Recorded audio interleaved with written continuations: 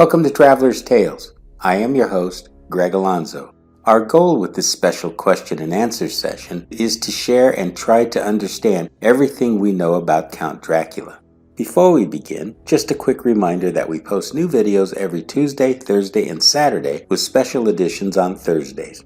Don't forget to hit the little bell icon to be notified each time we post new videos. Moving right along, mythology tells us one thing, while archaeology tells us another. So why are we doing this special Q&A session on Dracula? Frankly, we were surprised by the amount of emails we received. Since there were so many questions, we hope this to be the most productive way to answer the majority. Just in case you did not see the two previous videos, The Dark Prince, The Real Dracula, or Bram Stoker's Count Dracula, we will link them to this video. Our first question is from Cassandra. She asks, was Dracula married? Cassandra, excellent question. Although the film version depicts Dracula as having 3 brides, in the novel, Bram Stoker never mentions of Dracula having any brides. Our next question is from Brenton. He wants to know if Dracula was a shapeshifter. Brenton, we all know that Dracula can change into a bat. He can also turn himself into a wolf or the fog. This ability makes him all the more terrifying. Now we have a question from Angela. Her question is, was Count Dracula really related to Attila the Hun and a Savekali? Angela, Bram Stoker makes this claim. This was most likely done to add to his character by claiming he had a warrior ancestry. Now let's take a look at a question from Roberta. She asks, why did Dracula move to England? Roberta, the reason Dracula chose to come to England was that his country was barren of peoples and England was teeming with new victims. Moving right along. Our next question is from Matthias. He wants to know if the bones underneath the tombstone of Vlad Dracula were those of a wolf. Matthias, some traditions claim that what was found were the bones of many animals, while another tradition is that they were the bones of a wolf, which is quite befitting. However, my research indicates that the bones were that of a horse. Now we have a question from Liesel. She is interested in Countess Elizabeth Bathory and wants to know if we plan to do a video on her. Yes, Liesel, Countess Bathory is an intriguing figure. Many believe that both she and Vlad Tepes were the inspiration for Bram Stoker's Count Dracula.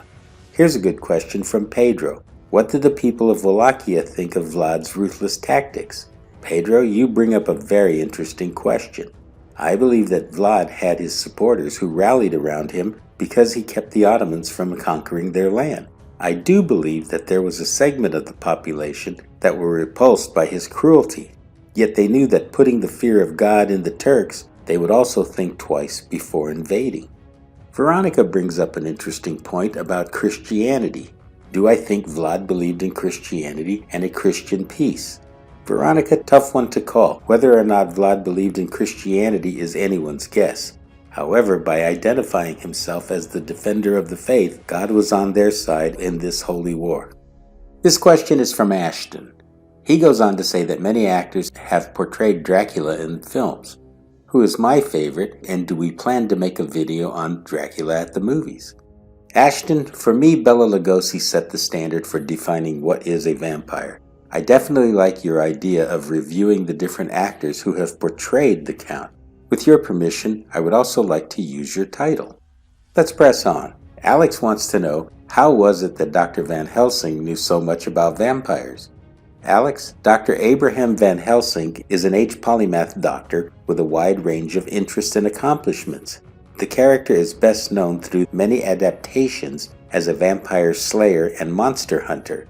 During an interview, Stoker revealed that Dr. Van Helsing was actually inspired by a real scientist that he knew. We still have time for a couple more questions. Here's a fun one from Gavin.